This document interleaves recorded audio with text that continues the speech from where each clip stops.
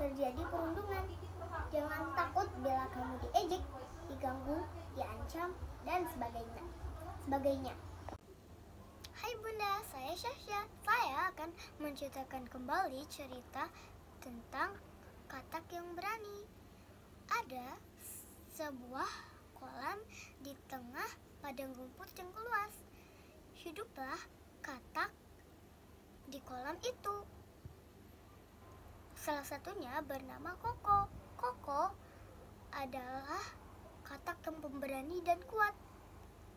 Suatu hari, katak-katak kecil sedang bermain di tepi kolam, dan juga sapi ingin minum di tepi kolam. Tidak sengaja sapi menginjak katak-katak kecil. Katak kecil melompat dan berteriak, tetapi sapi tidak mendengarnya. Sapi tetap maju ke tepi kolam untuk minum. Katak-katak kecil mengadu kepada Koko. Koko mengucapkan, "Kita harus berani menghadapi sapi, karena kolam ini rumah kita," kata Koko. Koko dan teman-temannya melompat untuk pergi menemui sapi. Koko berteriak sekencang-kencangnya, "Hei sapi, kamu telah menginjak teman-temanku," kata Koko. Sapi menoleh ke arah Koko. "Maafkan aku teman, aku tidak melihat ada kata-kata kecil di sana," kata sapi. "Aku berjanji akan lebih berhati-hati jika berada di tempat baru," kata sapi. Koko dan teman-temannya memaafkan sapi. Akhirnya mereka hidup berdampingan di tepi kolam. Kasih.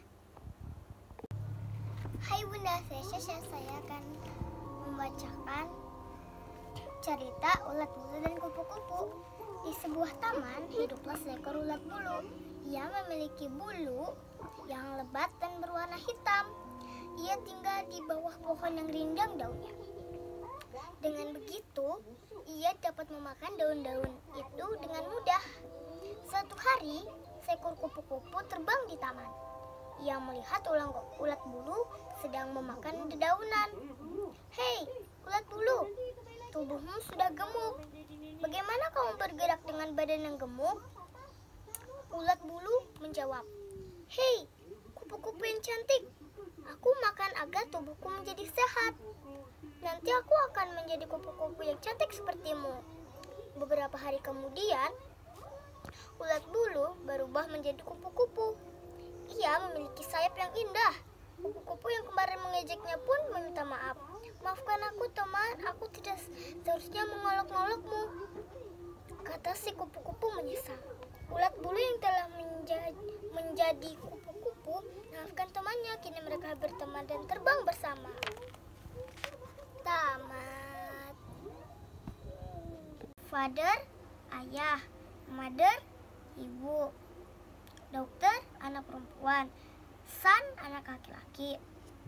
Uncle, paman. Aunt, bibi. Grandmother, nenek. Grandfather, kakek. Sister, saudara wanita. Brother, saudara laki-laki. Arsitektur. Priest, pendeta. Science, ilmuwan. Artis, pelukis. Dokter. Nurse, perawat. Engineer, montir. Baby, bayi. Bellman, pelayan hotel. Clown, badut. Bodybuilder, binaragawan. Robber, perampok. Profesor, mahaguru. Fireman, petugas PMK. Musician, pemain musik. Teacher, guru. Cook, koki. Rich man, orang kaya. Servant, pelayan wanita. Waiter, pelayan restoran. Dancer, penari. Models, peragawati. Student, pelajar. Tamat. Hai Bunda, saya Syasha. Saya akan menceritakan kembali cerita tentang katak yang berani. Ada sebuah kolam di tengah padang rumput yang luas. Hiduplah katak yang tinggal di sana. Salah satunya adalah katak besar. Katak besar bernama Koko. Koko terkenal sebagai katak yang kuat dan juga pemberani. Pada suatu hari, katak-katak kecil sedang bermain di tepi kolam. Dan juga sapi ke tepi kolam untuk minum. Tidak sengaja, sapi menginjak katak-katak kecil. Katak kecil meloncat dan berteriak, "Sapi, kau telah menginjakku!" Tetapi sapi tidak mendengar teriakan kata-kata kecil. Sapi tetap menuju ke tepi kolam. Dan juga kata-kata kecil mengadu kepada Koko. "Koko, tadi kami diinjak oleh sapi." Koko mengucapkan, "Kita harus berani menghadap sapi," kata Koko. Mereka pun meloncat dengan berani untuk menemui sapi. Dengan keras dan lantang, Koko mengucapkan, "Hei sapi, kau telah menginjak teman-temanku," kata Koko. Sapi menoleh ke arah Koko. "Maafkan aku teman, aku tidak melihat ada kata-kata kecil di sana. Aku berjanji akan lebih hati-hati jika berada di tempat yang baru," kata Koko. Kata sapi.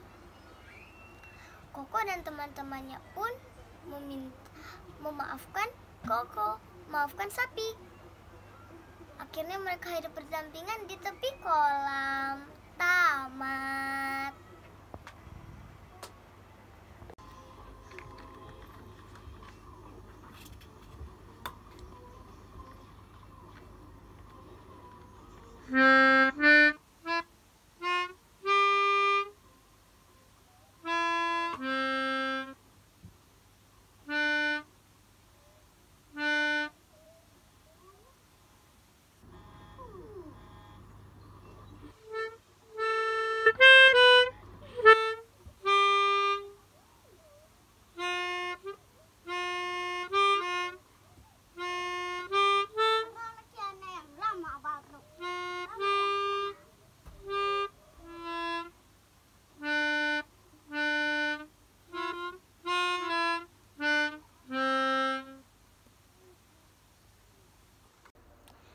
Hai Bunda, selamat malam.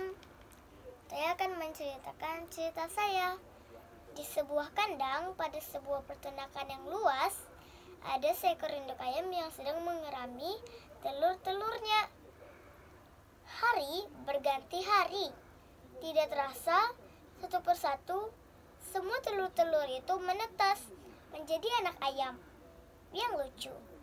Induk ayam sangat bahagia melihat anak-anaknya semua sehat. Setelah beberapa hari, saat anak-anaknya cukup kuat berjalan, induk ayam mengajak mereka untuk jalan-jalan dan mencari makan bersama.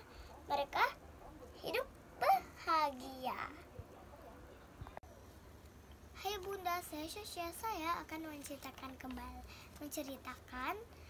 fabel yaitu kura-kura dan kelinci. Pada zaman dahulu ada hewan yaitu kura-kura dan kelinci. Kelinci adalah hewan yang sombong dan kura-kura adalah hewan yang baik. Pada suatu hari kelinci mengajak kura-kura lomba lari di lapangan. "Hai kura-kura yang lambat, maukah kamu esok lomba lari denganku? Dan pasti kamu akan kalah." "Baik, esok kita bertemu di lapangan." Keesokan harinya, "Kura-kura, mari ke sini." "Baiklah." "Ada apa kelinci?" Kura-kura. "Kamu sudah siap untuk lomba lari?" "Sudah, ayo." Kelinci berlari secepat-cepatnya, kecuali kura-kura hanya berjalan pelan. Tetapi kelinci sepertinya lelah, akhirnya dia tertidur di pohon. Kura-kura, "Hah, sedikit lagi aku akan mencapai garis finish," kata kura-kura. Akhirnya kura-kura sudah sampai di garis finish. Kura-kura sangat senang. Akhirnya kelinci datang dengan muka lelah. Kura-kura, "Kenapa kamu baru datang?" kata kura-kura. Kelinci menjawab, "Aku tadi tertidur di pohon," kata kelinci. Kura-kura memaafkan tingkah Kura-kura, "Maafkan tingkah sombongku tadi," kata kelinci. Kata kura-kura, "Iya, tidak apa-apa. Lain kali jangan diulangi lagi ya." Kelinci, "Baiklah." Akhirnya mereka hidup bersama di hutan tamat. Cerita Kancil dan Kera. Saat sedang berjalan-jalan di kebun, Kancil melihat sampah kulit pisang berserakan. "Aduh, siapa yang membuang sampah sembarangan seperti ini?" keluh kelinci. Ternyata sampah kulit pisang itu berasal dari si kera. Kera tampak sedang menikmati pisang di atas pohon. Setelah memakannya, kera langsung melemparkan kulit pisang ke bawah pohon. "Aduh," ucap Kancil kesakitan. "Hei, Kancil, maaf, aku tidak sengaja melemparkannya," ucap kera.